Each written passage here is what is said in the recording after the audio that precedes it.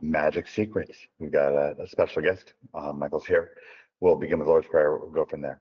Our Father who art in heaven, hallowed be thy name. Thy kingdom come, thy will be done on earth as it is in heaven. Give us this day our daily bread and forgive us our trespasses as we forgive those who trespass against us. Lead us not into temptation, but deliver us from evil. For thine is the kingdom, the power, and the glory forever and ever. Amen. Oh, it's going to be a hot show. It's exciting. We've got Michael Freeman on. We've got Smitty on. We've got Bryn and Lawrence on. Michael, you must be excited getting ready for Milwaukee preparation. Being in the hospital. Yeah, finally feeling a little better today, that's for sure. But you feel a little better. The beach got to you.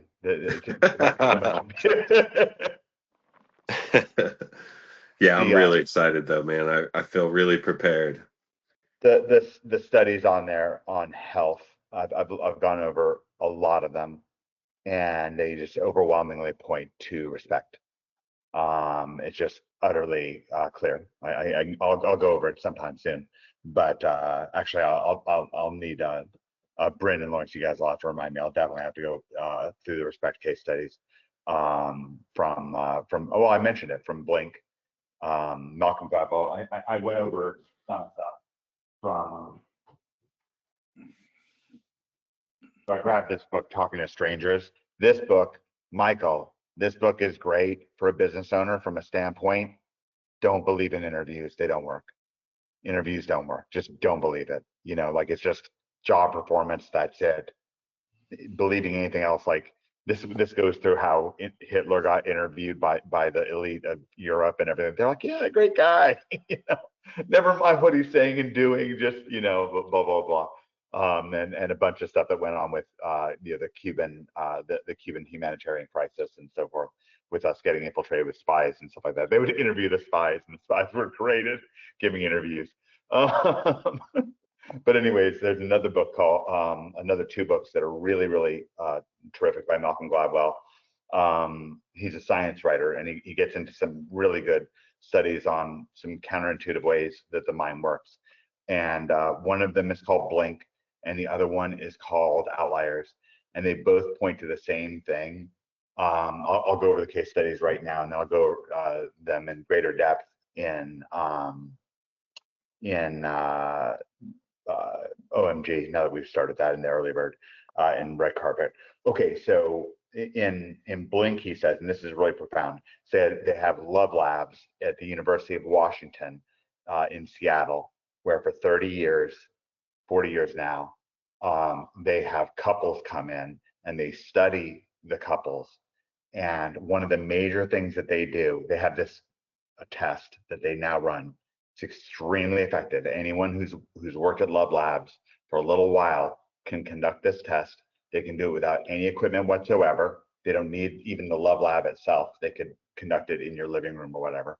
All they need is a couple, and they have a couple have a fake fight over something that they agree in advance is not that important to them, like leaving the dogs or leaving the seat up or taking the dogs for a walk, or who knows what they talk about doing the dishes. But something they agree that's unimportant. With the naked eye, the people from the Love Labs can observe one of these fights. Smitty knows this well, because when we did our relationship advice business, it was really important. If she closed her eyes at you, you're in trubs. Exactly. So what it is Smitty knew it very, very well. They can observe with the naked eye a couple having a phony fight for about 15 minutes and tell you with like an insane degree of certainty whether that couple will be together in 15 years. Like 90%, 95%. And it's exactly what Smitty said. They look for one thing and one thing only. They look for eye rolling. I can't believe you just said that. What's wrong with you? Like not in a joking way, but in a real way when they're exacerbated and stuff like that. And what is a sign of disrespect, and it just destroys relationships. Now, in a subsequent book they wrote, it wasn't exactly his next book, but in the series, is Outliers. And Outliers begins with a way more profound study, but it's the same exact thing. It's about Rosetta, Pennsylvania, in That's the the one 19. with Tiger and Federer. Yeah, it is. Federer oh, that's Tipping Point. Sorry. Yeah, that's Tipping Point. But yeah, but it's in the same series and it's the same concept. So the Rosetta. This is in Outliers, Malcolm Gladwell's Outliers. It's the beginning chapter of the book, and it's profound.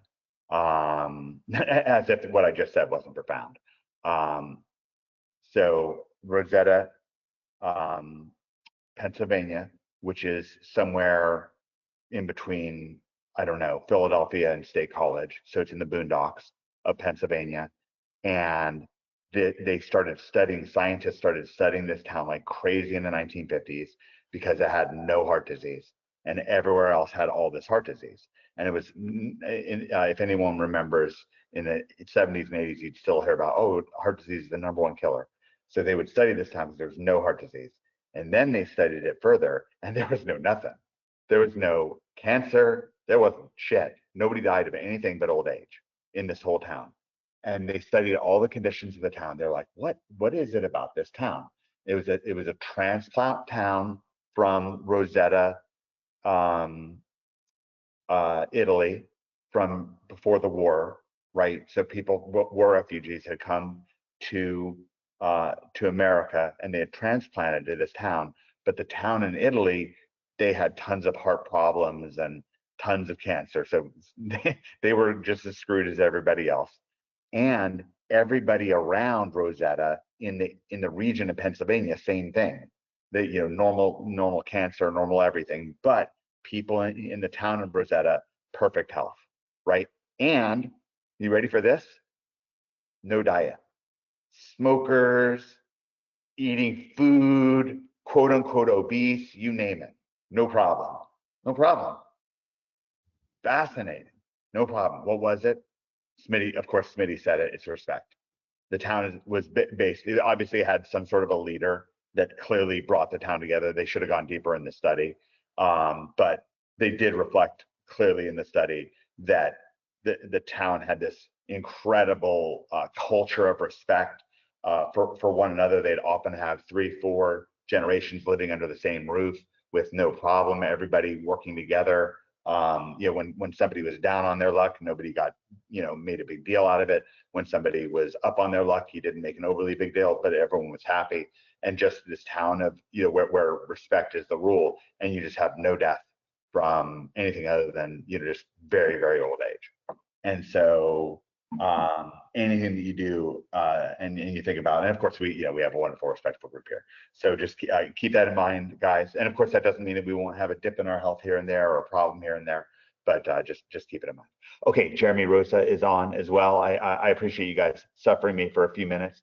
I've been in super teaching mode, but it is that's such a profound lesson, and I care about Michael. I care about Michael and care about his health, and I really want him to be very healthy. Okay, Michael is doing. We know what Michael's playing. I don't know how much we're going to talk about what specific deck he's playing, just in case he runs into somebody from the podcast. But we'll go over various stuff. I have some Teenage Mutant Ninja Turtles decks to cover with you guys. I mainly want to get into the science of what Michael wants to talk about and what Smitty's prepared for. Obviously, Bryn had spillover testing from last week. We know a lot about their particular deck, the Superior Spider-Man version of Isengard Shuffle. So I'm going to just go over 2 Teenage Mutant Ninja Turtle decks because that's going to be relevant in just a couple days. One, I posted this in the group. The other one, I normally post things in the group before the webinar. I just somehow didn't get to it. So this is a proxy for Michelangelo to the 11th or whatever it's called. A little bit of a complex card, so I'll pull it up on the screen so we can see what that is. Let me go to a Google screen. The counter guy? What's that? It's the counter guy, right? Yeah.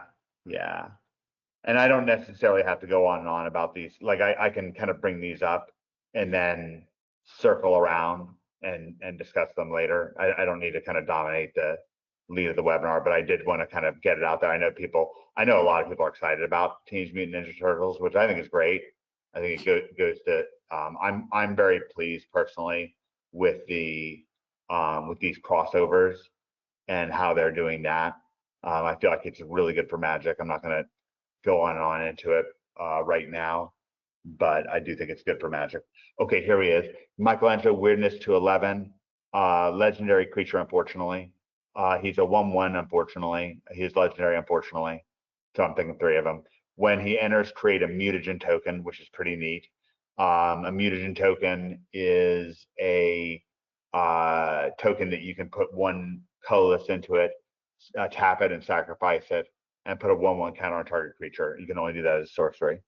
Okay, and then he has the text, which of course is key. If 1 or more +1/+1 counters will be put on a creature control, that many +1 +1/+1 counters are added to it instead. And so obviously, when we were first looking at the spoiler a couple weeks ago with Theory, I kind of blew past this card, but Theory sort of slowed us down, and then I realized that it was actually pretty great for the primary deck that I mostly play, which is sort of Atlantis Shuffle, Merfolk Shuffle. So I just went down 1 Druneth/Jackal. Mutations are awesome. They're feast or famine though, because if they do have an instant, of course they can devastate you and get a 2-for-1 or presumably win the game. So I went down to 2 of them in this case, and then the Bristly Bill is a proxy for the Michelangelo Weirdness to the 11. And you can kind of see how that works. It's great with Send Out Scout, great with Mind Spring Merfolk, really great with Mind Spring Merfolk. Let's see, great with Druneth and so on. I mean, we have tons and tons of things in the deck to give counters. Mr. Green. By the way, our friend Tokyo Gary pointed out that Mr. Green's up to like $50 for a regular one. Of course, if you've been paying attention to this show, you would have already had your playset. So that's one deck, and then I'll preview the other deck, which is sort of a black-white life gain deck. I'll preview that at the end of the show. So that I wanted to get into this deck. I think this is going to be swift, good beats. I assume that Michelangelo will put things over the edge where your brawn will be very big. Send Out Scouts coming in as 3/3s and so on. Okay, Michael, we're going to steer the show as best as we can. We've got a couple of events coming up. Are you able to make it out to Richmond? Yeah, I'm going to be there. I already booked my flight, and I got the hotel booked. So when is your flight coming in? So I'm coming into Richmond. I'm flying into Richmond. I'll be there Friday. When are you coming in? same thing. I'll be there about noon on Friday. I'm going to fly into Orlando on Thursday. You got to be kidding me.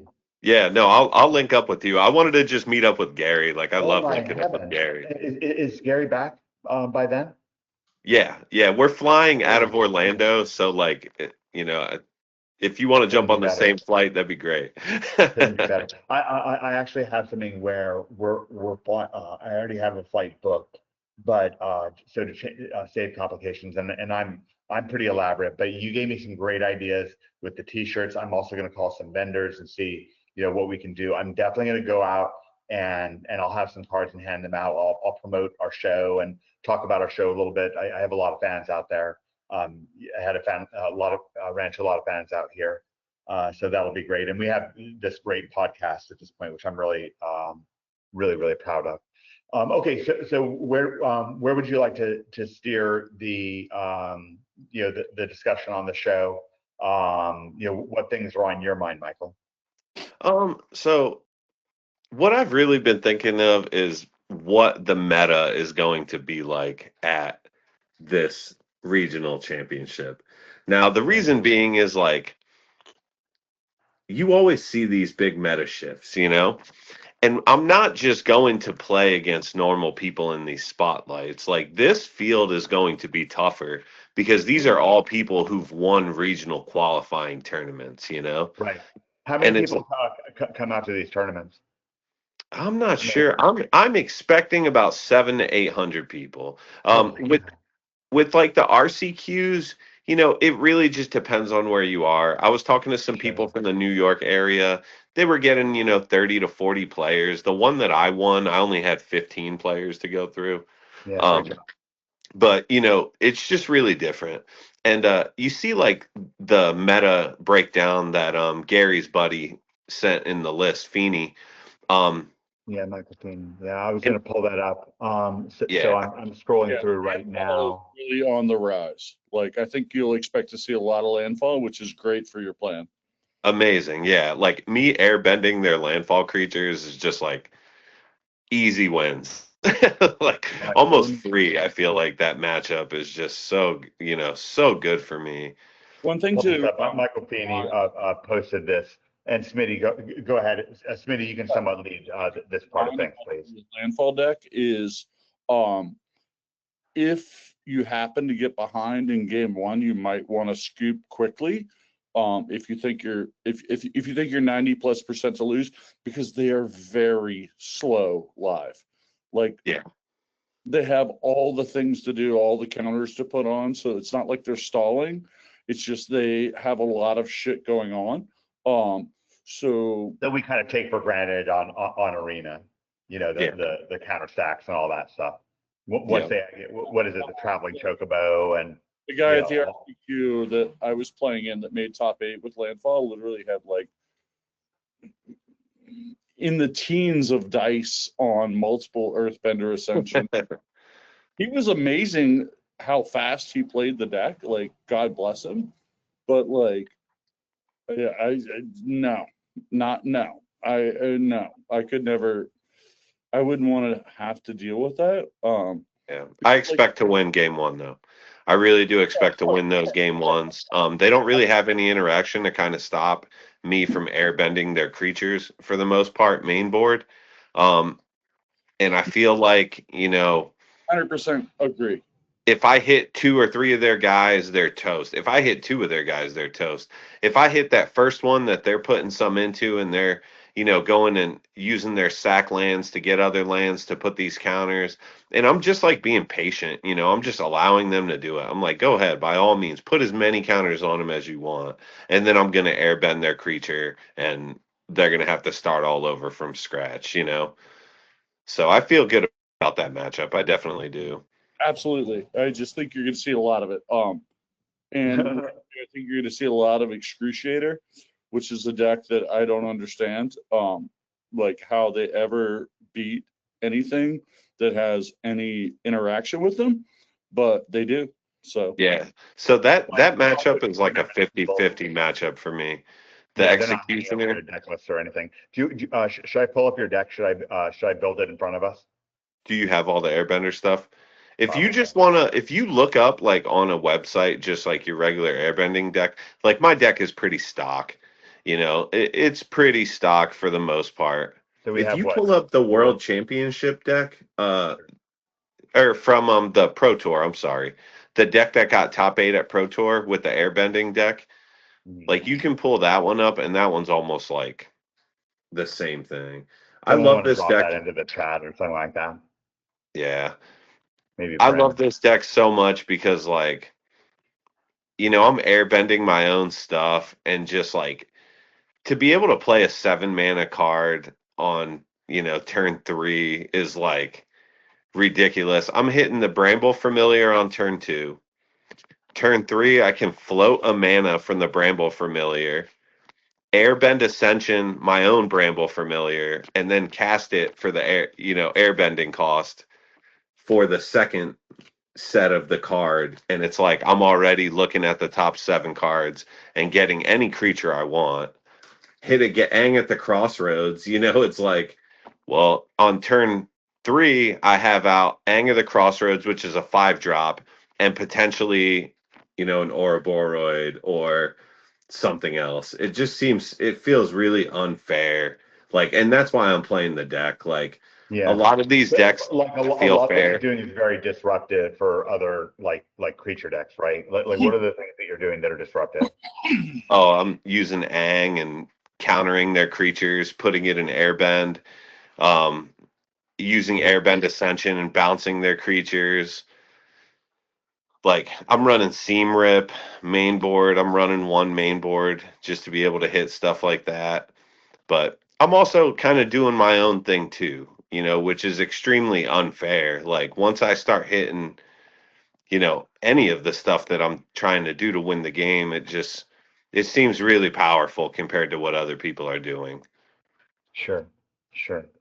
Yeah, but what's the field mostly trying to do? It's mostly trying to like, I mean, when you're playing one of these landfall decks, you're definitely just trying to do your own thing, and maybe maybe you're a little bit trying to protect the combo. What are they doing, Smitty, to protect their various combos? Are they running like protect the writer and stuff like that? I'm sorry. What deck are we addressing? Oh, we're addressing the landfall deck.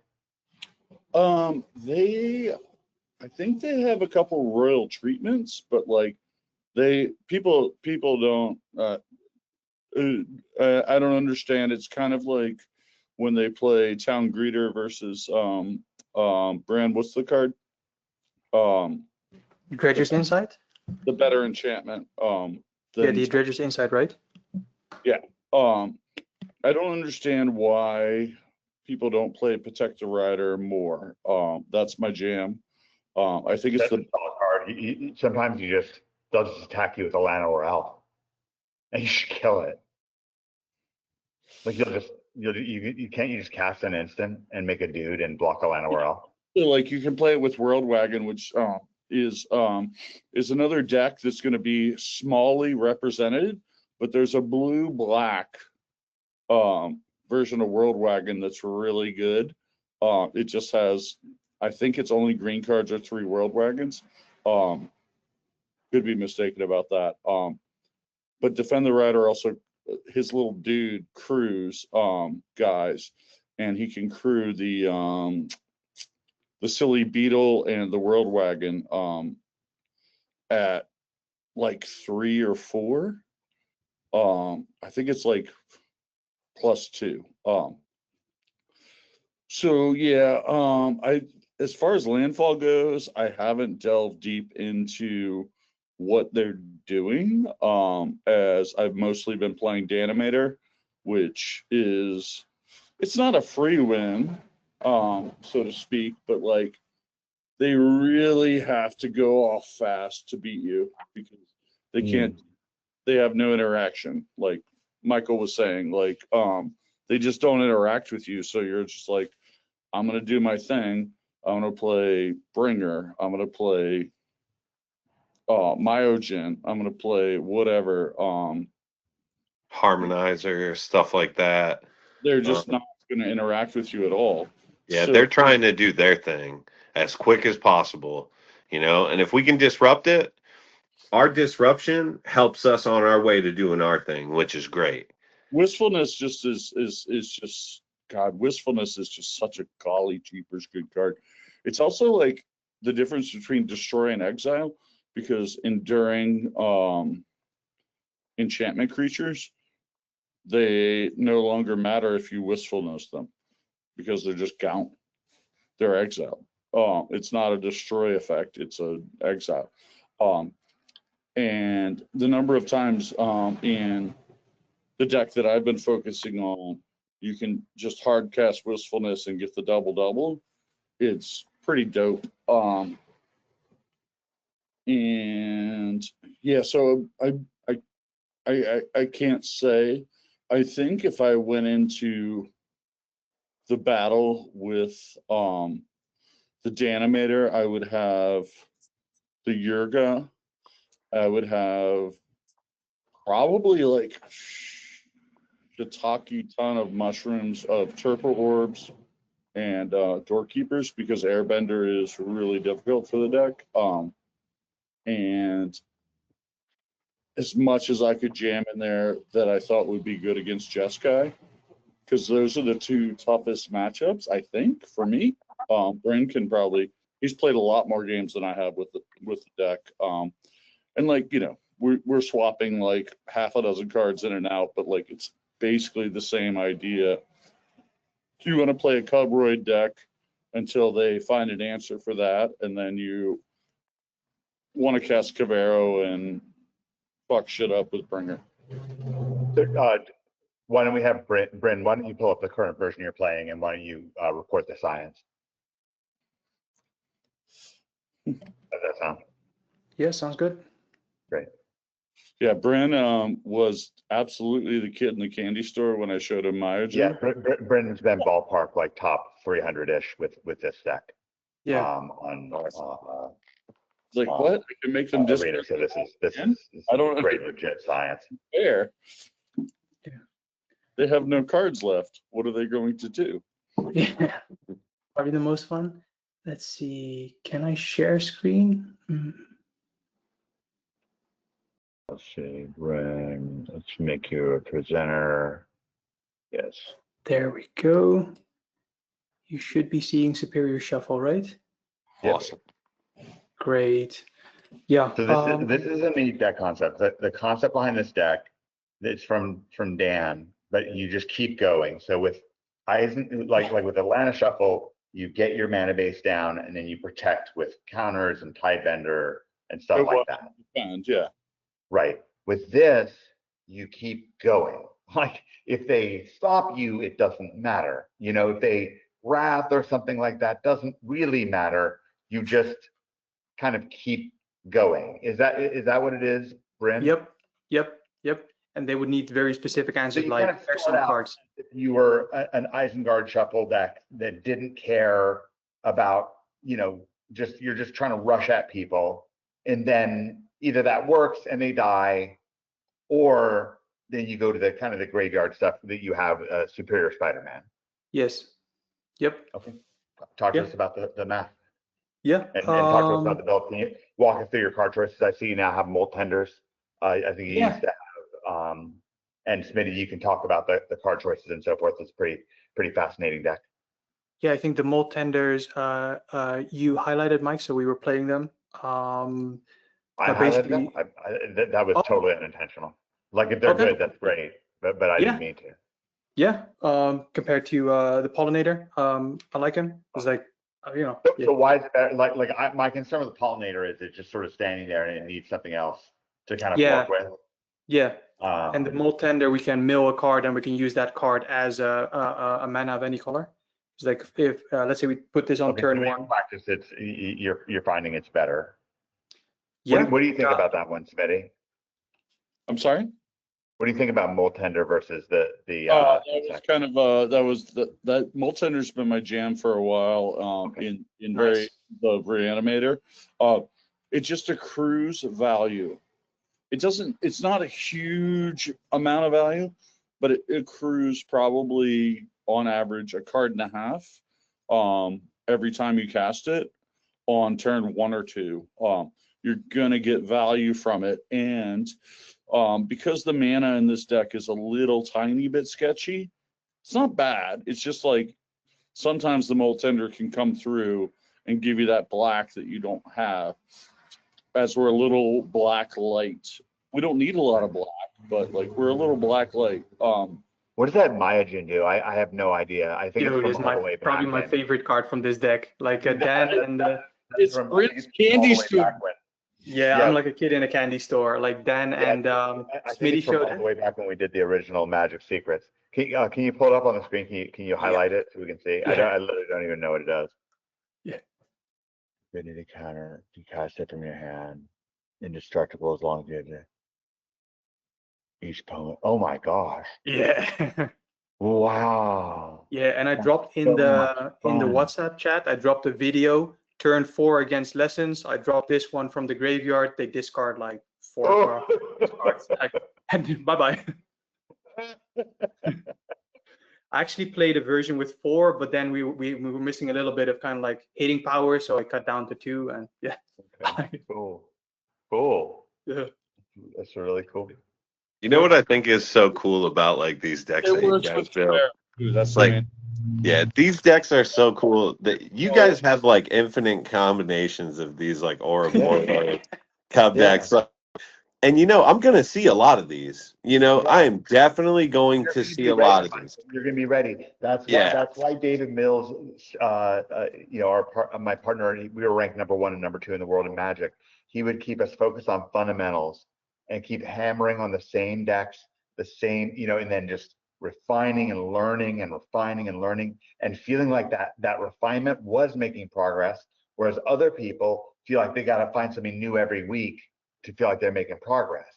And that's a lot more work. you know a lot less about what you're doing and so forth. And so now, as you're starting to get into some of these various Mr. Green combos that we've been so richly researching, and we really have a culture that's kind of about it, you see it lets you do so much. It lets you be responsive. I'm really impressed with Smitty's read on wistfulness. So do you have the stat breakdown on the deck, Bryn, for us? The stat breakdown? Yeah, well, the wins. let me say something real quick.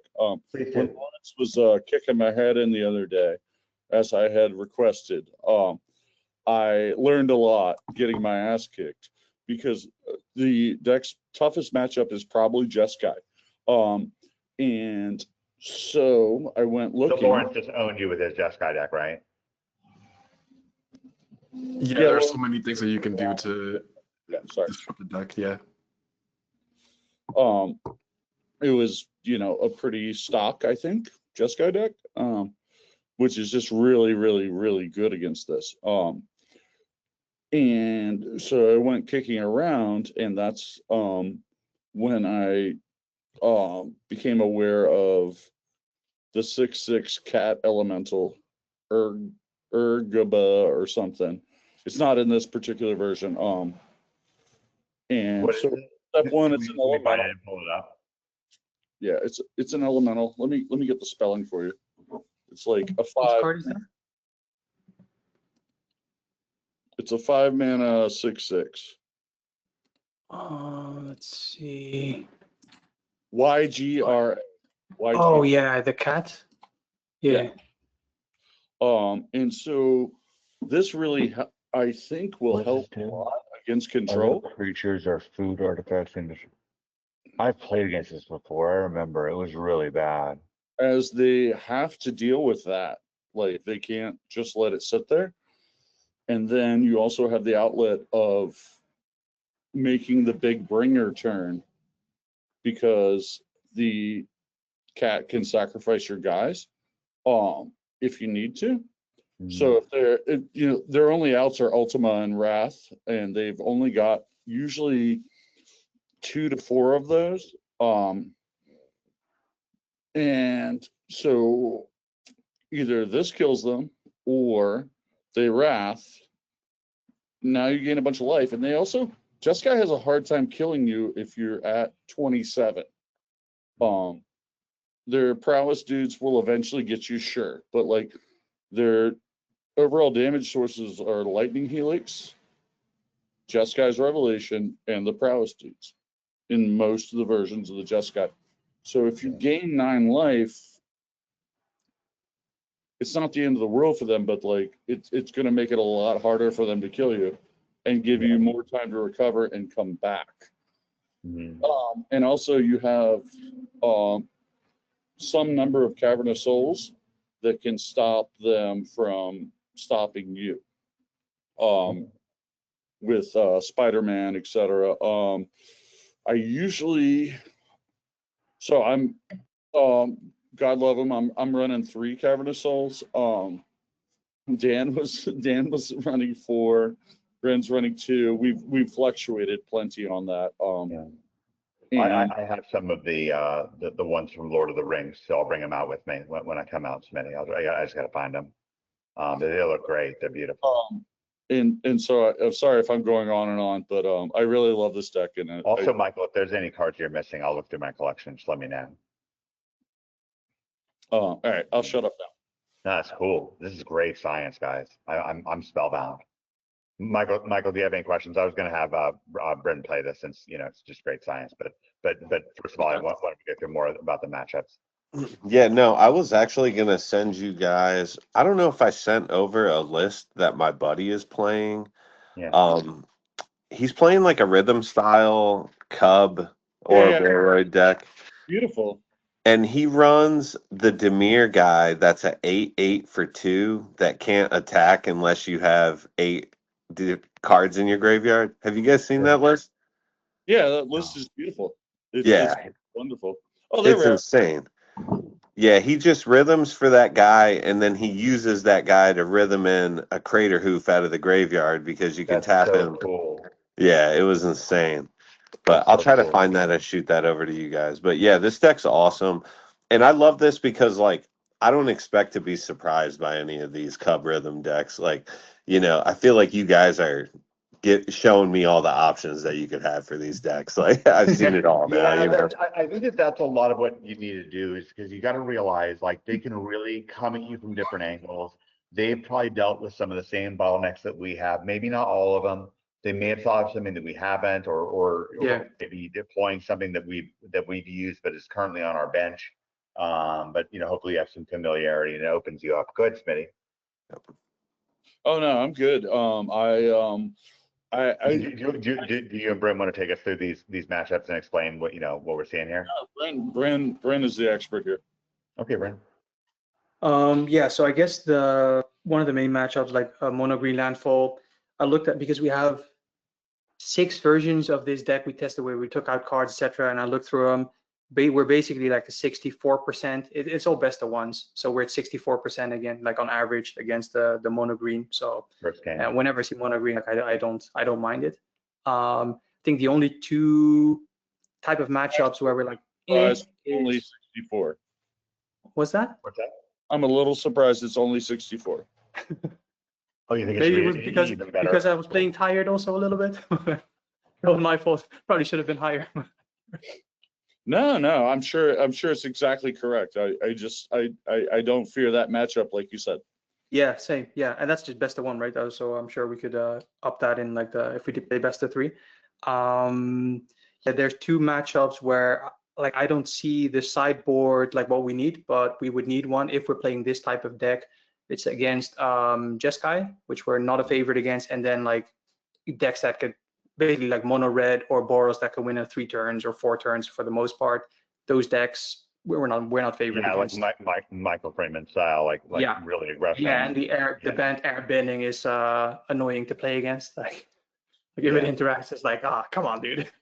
Yeah. It's very annoying to play against. Very annoying. Yeah. And so yeah, I'm kind of with you on that. You mean you guys don't like it when I'm staring down like 50 points of damage and I just win? You don't like that? Yeah. I think with the Danimator, as I call it, the main playing against airbending is to hope you get lucky game 1, and game 2 sideboard like at least 5, probably 7 cards. Because it is one of your like Jessica. I think if I took the Danimator to a tournament, I would focus 10 of my cards on Jeskai and airbending. Yeah, I think that's smart. Like sideboard cards? Yeah. Yeah, I think that's smart. I don't really have I have at least a decent chance against everything else. I feel like I agree. The blue-white tempo deck is a little tough sometimes, as they can be kind of fast and get ahead of you. Which spells are they playing? The Aven Interrupter, and right. Ang, the Arabend guy. Yeah. I have a decent record against them, but like they can definitely get ahead of you and like just tempo you out. Yeah. Casting a Borrowood, and they're like, haha, Flood Pit's Drowner. Yeah, that deck's tough. Binder. Good luck. Yeah. And the blue-black can do that too, but not as often. All right, well, let's do this. Let's do one game. Let's have Bryn play one game, and we'll play over his shoulder, and then Sweet. I'll show this white deck. Mind twist. Share it with you guys. I want you to mind twist somebody so bad. Oh, Yeah, I same. know. Yeah, me too. Of course, that's why I want to see it. I want to see this Maya Jin come out and rip someone's whole hand away. They just, I mean, like it's 80% Scoopville when you do that. Yeah, I would imagine. You have to be really far behind for them not to go to Scoop. Yeah, I think the only hands that have at that point. Yeah, the only decks that don't really scoop when I mind twist them are like the mono red, but then I'm at like 5 life or 6 life. They have like 3 creatures. Yeah, mostly decks that have that comeback potential. Okay, let's see it. Fine hand, right? Yeah. You have turn 1 elf, turn 2 weaver. Are you going to play the passage as a forest? What do you Yeah, do yeah, there? yep. Do okay, fine. Seems like that's fine. Oh damn! So this Cavern- is the deck I'm going to show you guys. Cavernous I'm gonna Spider. play the breeding pool first instead of the passage. Oh, never mind. There you go.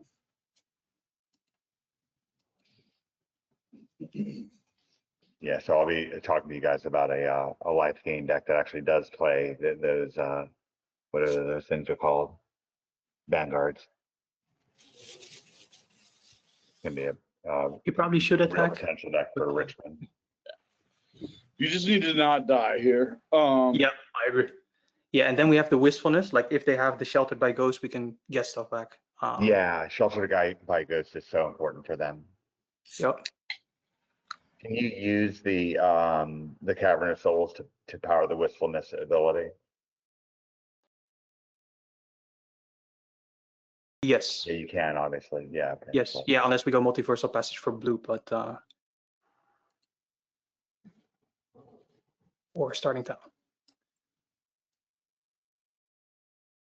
Great. Yeah, probably go for the mana.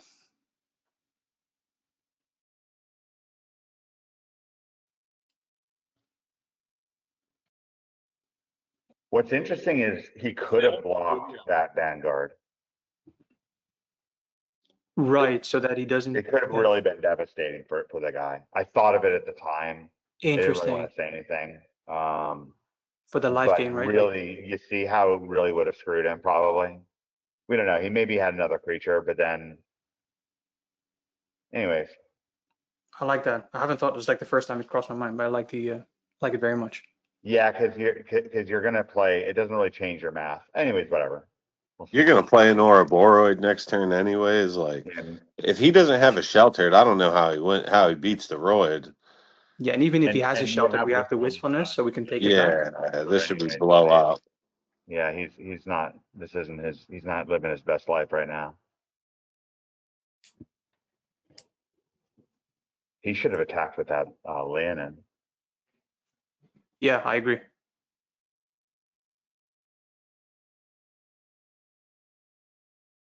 So that's it. What is he? Oh, he could have get lost. Be pretty bad. Yeah.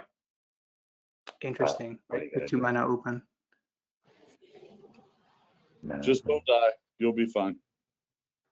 Yeah, I'm wondering. So we could play Mr. Green, but we could also play a wistfulness and draw 2 cards. But nah. Because if they have the sheltered, we need the wistfulness. Yeah. I'm wondering. No, we can't So you do have this for to- full. Have the web guy and cast Wistfulness, right? So you have. Yeah. so Tap you Spider leave yourself with- attacks Royd. Tap Spider. I feel like he just jammed the Roid, right? Yeah, tap- cast the right. exactly. They got get lost. They got it. We're still not in terrible shape.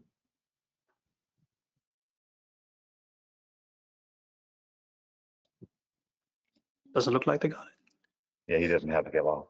What are you gonna do? Gonna attack here? Or you I gonna... know. I don't think so. Yeah. Beat his ass, Bryn. Teach him a lesson. I don't think you do. He's kind of intimidated too. Like he didn't attack with that.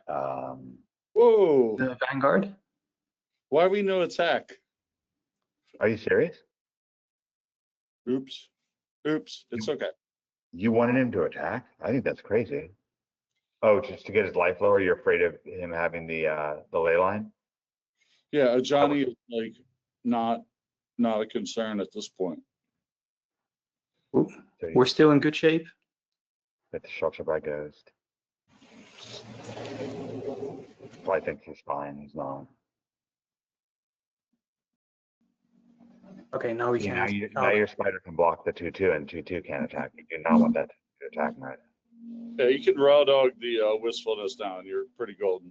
Yeah, Yeah. raw dog wistfulness, exactly. So no blocks then. No. Or are we gonna block with an elf and then put a? No. Are we just gonna No. take 7 damage? We're not blocking. No blocking. No blocking. no block. Yeah, no block. Oh, He could cast the flyer, is the fear, but whatever. We still hope. Better flight could kill us. Yeah, that's true.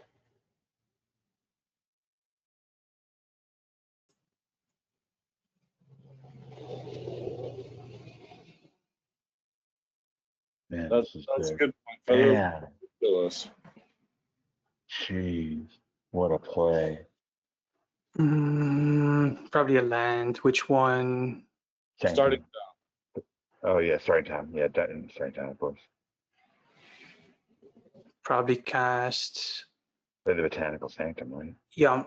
Or Oh. are we gonna cast Yeah. Cast the ley line or cast the ley line thing.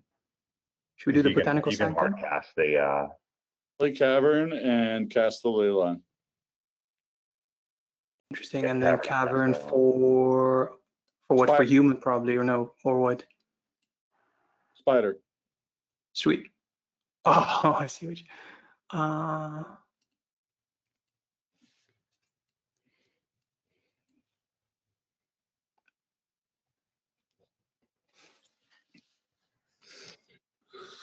No, all you right, might he's got to have something here. Got to have something. or Weaver. If they don't have Feather of Flight, though, I think we're still winning. They don't play feather flight. They usually have flyers, and they can have the ley line, but this deck wouldn't have. But we have the Weaver, so we can block it even if he has Feather. Yeah. Yeah, no, he's screwed. He's screwed. Oh, you're right. You're right. Yeah, you're right. What is that? What was that? I don't know what that card is. Spectacular Tactics? I have no idea. Okay. First time I've seen it played. Yeah, obviously you have to chump block that guy, right? Yeah. Okay, so what? That didn't do anything.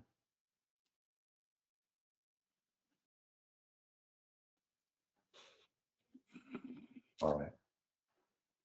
Cast the.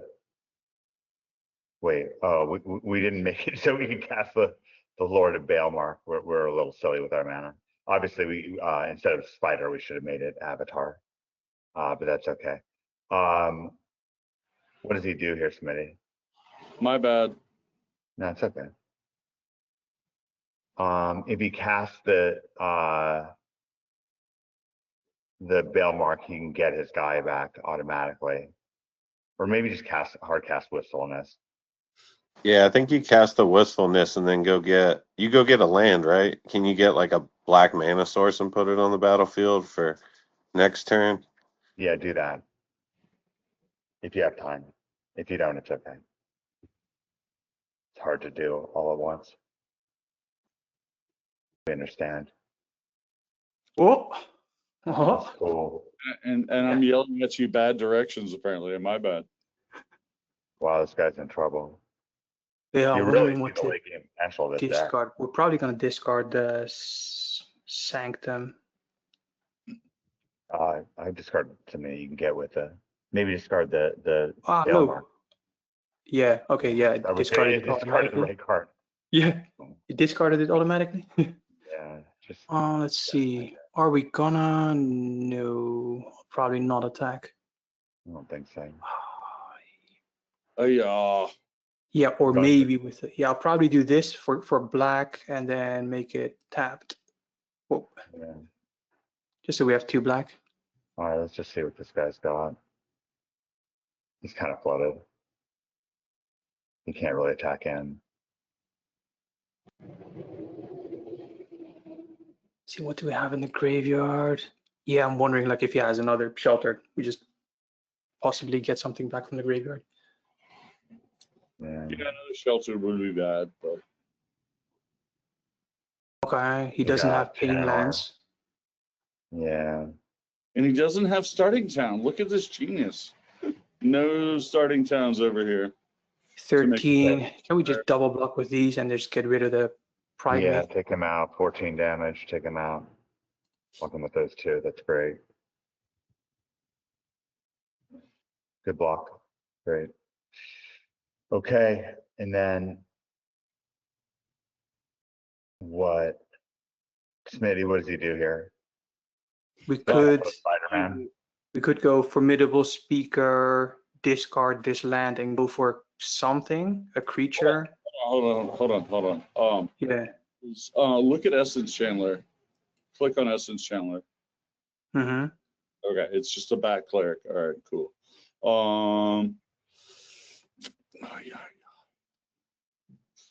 there's some chance they can do things with that. I would have a lot of time. Cast this Spider-Man. I would Cavero Wistfulness, draw 2. Okay, that's fine. Do that. But we might. Fuck! Did I tap for double blue? Man, that's my mistake. Probably. You're gonna need a flyer to block in case that guy gets flying. He'll kill you next turn. Man, did I tap for? Because they don't cast Holy Line Weaver. It's fine. Whatever. This is stupid. I needed to double tap blue. That's my mistake. It's okay. It's not a big deal. Sorry, hard to do. When David and I did Magic Secrets, we would play the games. Yeah, and then report. Yeah. Yeah. So just no text. It's fine. You probably still win. Wondering, do we play a land? Probably not. Yeah, you can play the land. Yeah. Or like for the formidable speaker, we would need a card to discard. So I'm like, oh, maybe the land card is a good one to discard. I'm considering getting the hoof. Yeah, but then we can't get rid of it. That's yeah, just go get that. What if but if we get the hoof, can you cast it? We need 8. 1, 2, 3, 4, 5, 6. You can cast it, but you might get overwhelmed in the meantime. No, he won't.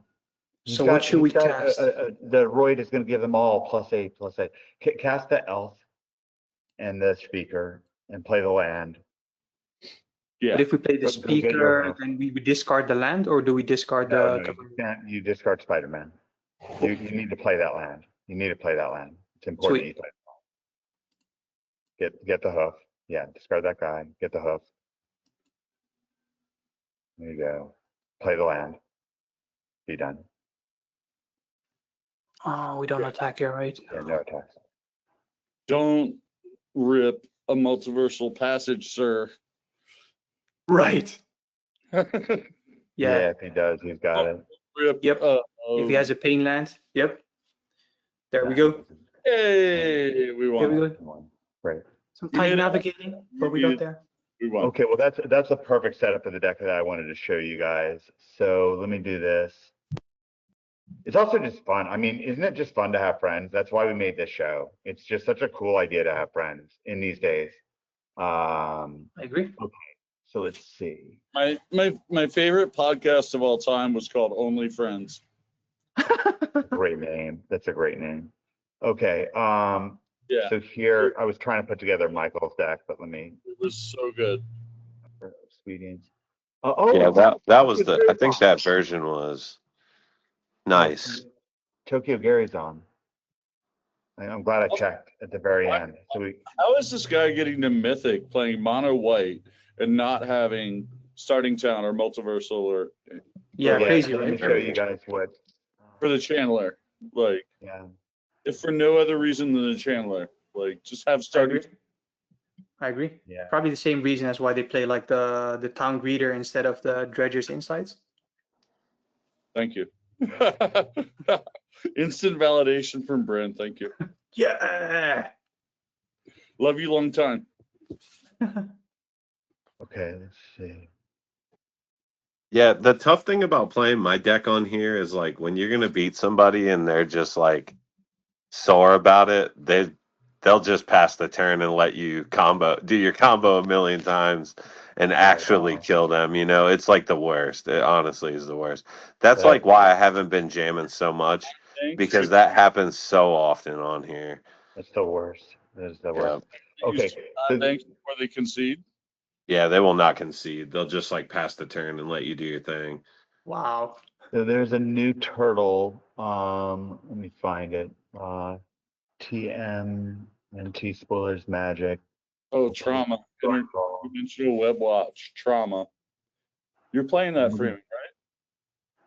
Yeah, I dropped it down to 3 though, because sometimes it feels bad when you have multiples, and it only rips the top 2 cards. Like it does help me cast Airbank cards, but I feel like everything else. I kind of felt like that card. I wasn't so sure about that as a 4-of.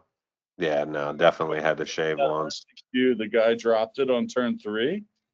and then ripped his 2 cards before I got a whoa out. And Can you guys hear me? Yeah, we got you, we can hear Gary. you. Tokyo Gary in the house. hey, I just got checked in Seattle. Nice. look at those cards, please. Glad to have you back, Tokyo Gary. Okay, so this is Leonardo Cutting Edge. Are you guys seeing my screen? Yeah. Yeah. Yes, we are. Okay, so we got Leonardo Cutting Edge. He's got Sneak, so you can cast him sort of like ninjutsu, I guess. It's got lifelink, and whenever you gain life, you put a +1/+1 counter on Leonardo. So the main thing is he's got Sneak, but it's, you know, adding the number of total dudes that do that whole gain life thing. So this Charming Prince is a proxy for Leonardo. This is the last deck I'll debut for today. I think this is gonna be a strong deck. We'll see how strong once the meta game emerges. So you It got smells 17 like 1-drops. Brent's What's that? It smells like Brent's Bomber. Yeah, it's a lot like Bryn's Bomber. So it's got 8 of the flyers with Spirit Link, of course. It's got 4 of the Sanctifiers, where you can gain some life that way. The Vanguard, like we were just playing against, 1 Aunt May. And then, of course, we've got the Channelers, the Pride Mate that we just saw. This version's got one of Smitty's favorite cards, one of Dan's favorite cards as well, Deep Caravan Bat, to give us some disruptiveness, which of course he doesn't have. We've got 4 ley lines of hope, give you that winner chicken dinner luck situation. This deck has 18 lands, they all produce white, and then 14 of them produce black. So that way you can really consistently cast your Deep Caravan Bats. And then I've got 2 Amalias. So I think this is going to be just a really fast deck. No, And- Molly is really neat in the sense that we were talking about, or sorry, I was talking with Brent about Amalia, and we briefly experimented with the 5/5 combo guy that works with Amalia and the Starship Cleric. Yeah. So like whenever you do a damage, you gain a life. Whenever you gain a life, you do a damage. So it's like a really simple infinite loop to win the game. It's a little fragile and a little expensive, but if you're not familiar with it, if you've never gotten your ass beat by it, you will one day. You will one day. Keep Hey, Mike. Hey, What- Mike. What's that?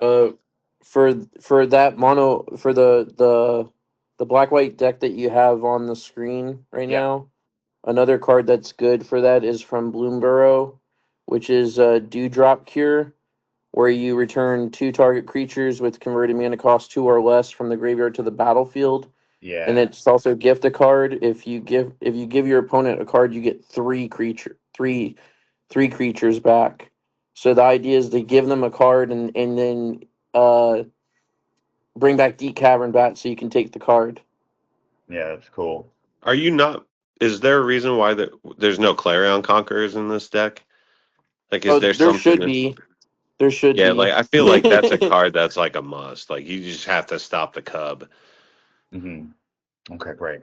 And so we can, when we get into testing, and I'll pop some of these into the deck right now, and we'll find a way to accommodate them. Maybe I'll shave. Yeah, them I'm before we like get I'm into it. terrified of Clarion Conqueror. That's like the worst card for my deck. It's Have so you hard. guys- I'm running 3 Unable to Scream in my sideboard. Wow. I swapped out the seam rips for those because I feel like that just hits everything better. You know, we I don't have talked to worry about that. it being 2 cat cost. It's like Unable to Scream will just hit everything. The Great. Clarion's the new Screaming Nemesis when it comes to against that kind of deck. So it's Yeah, like it's that's why we talked about Unable to Scream, because it was like it turned off everything. Yeah, I'm on it. That's really cool. It's so great that we have this great feedback loop. All right, I don't want to leave without spending a little bit of time with Tokyo Gary here. We're gonna Gary, as you know, I'm heading to Richmond I believe I'm actually going to get the opportunity to see you and Michael before then. Michael, bring one of your T-shirts with you because I want to photograph you a little bit for your website. Cool. But it'll be great to catch up. How was the tour, Gary? It's great to have you back. Pretty good. Like I said, I had better results with talking to people in the Philippines than I did in Japan, especially since English is widely spread in the Philippines.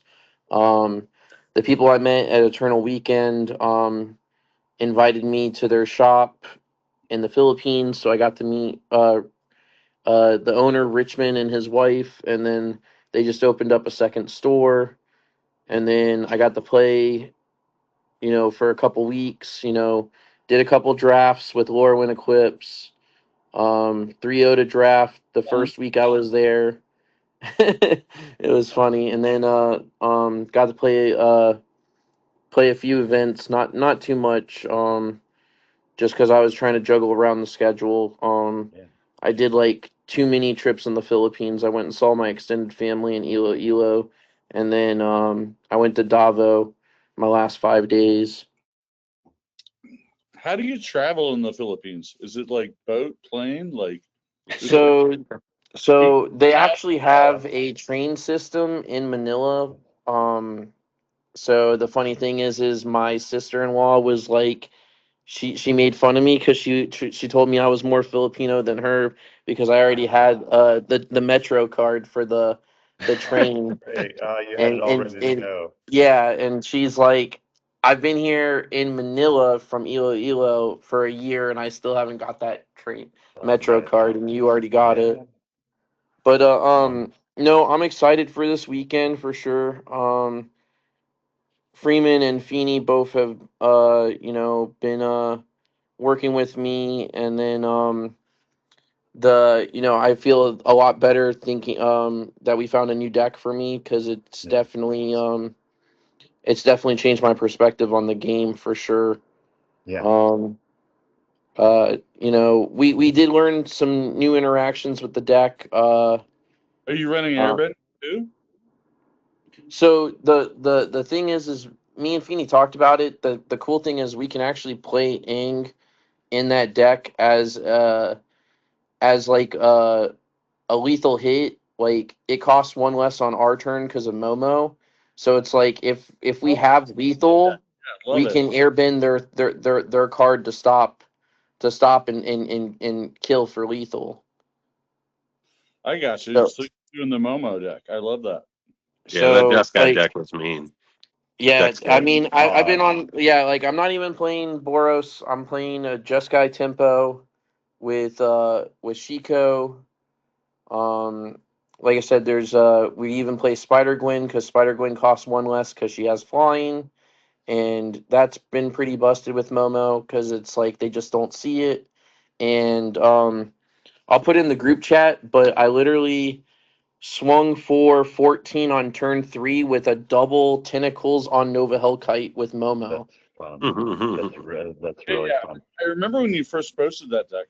It's like super cool. Yep. Gary, do you already have all the cards for it? I know it's really tough to get. Yeah, cards no, out. yeah, I actually I have 3 orders at Yeah, pickup for Milwaukee, missing something, just let me know if I've got it. I'll give it to you. and like me and Feeney talked about it. Like I kind of did an investment. Like Riddlers are not going anywhere, so it's like I kind of bit the bullet on Riddlers. Bought a few of them, sure. But it's like again, it's an eternal format card, so there's no reason not to buy it. So it's like I picked up the deck. Yeah, it's one of the few cards I don't have, but yeah, Riddlers, they're hot. Yeah, Riddler is like Cub. It's like there's no reason not to buy it. It's going to be around forever. Yeah, and then like I said, hitting Feeney for 24 damage with a Shinko, a Tentacles, and a FOMO. So we had Frostcliff Siege on the field, giving our guys +1 plus O and trample and haste. And Shiko Fun. Shiko reanimates FOMO. So FOMO had delirium. And then, of course, Shinko has vigilance, so Shinko gets to attack twice. You get to attack twice too, and then you untap. Yeah, it's nasty. We've been talking about other cards like the flying detective guy that's draw 2 discard. With Momo, he's only a 2-drop, so that's something that I'm like You're talking about the considering legend? too. The No, the detective dude that The one from the VV deck. the one that Yeah, used to be in the You guys VV don't know deck. what FOMO is. It's fear of Oh missing. yeah. Yeah, FOMO's fear of missing out, which is really no, fair enough. relevant with the discard. Like, I've discard Frostcliff Siege to re-bring it back with Shinko. That's And great. then because it's like it's any not, and then we've brought back Clarion to turn off Nice. Cub. Right. A turn 2 Clarion's busted. Like Freeman will tell you in our playtesting that Yeah. when you go turn so 1 Momo, turn 2 Clarion, it's absurd, and it's a main deck. So I mean, like, I'm really feeling really confident about this weekend. Yeah. But the coolest interaction that we did find is that Overlord, the blue Overlord has flying, and you can use Momo's impend to lower its impending cost. So it costs 2 blue instead of 1 blue and 2 colorless. Yeah. That's And cool. then we discarded a card to have Shiko bring it back. So it's like Okay. if it was, and then Shiko's only 4 mana with Momo instead of 5, Right. which is relevant because it's like, Yeah, of course it's relevant. I mean, when you play Get Lost, then you Shiko for Get Lost again, and then Clarion's on the field. You got all those map tokens, and they ain't doing crap for you. They just sit pretty. yeah, I think if you cast Chico, you just win. And the coolest part about Gary's deck for this weekend is the element of surprise. Like no one's going to be ready for that. Nobody. Yeah, they're not. They're gonna just know not what going to you be are. ready. Yeah, Yeah. they're not going to know what you are. All right, guys, great episode. Congratulations on a great round of testing. We're rooting you guys on this weekend. Going to be excited for you guys to do great with it, and then we're going to reload and get everyone ready for Richmond next week. And I'll say all you guys. I'm really excited to see you guys. Like, God bless. Great session. What's that? I want to play the Janimator in Richmond. Do it. Okay. I think you probably should. I've got some more of the cards on the way, so I should be able to I love that deck. try to help fill out the deck. Just let me know what you need, man. I got cards too. We'll get it filled out. Okay, guys. God bless. Great session. Lots of fun. Good time with good friends. Glad Thanks, I was fella. able to make it in, guys, right before the end. Great to have you there. Michael, Gary, really nice. All right, I'll see you guys. See you tomorrow, Gary. Yep. Later, boys. Let's catch up when you guys are Orlando. Yeah, please. Sounds good, man. Let's meet up, guys. All right. See you then. Bye. Yes. God bless.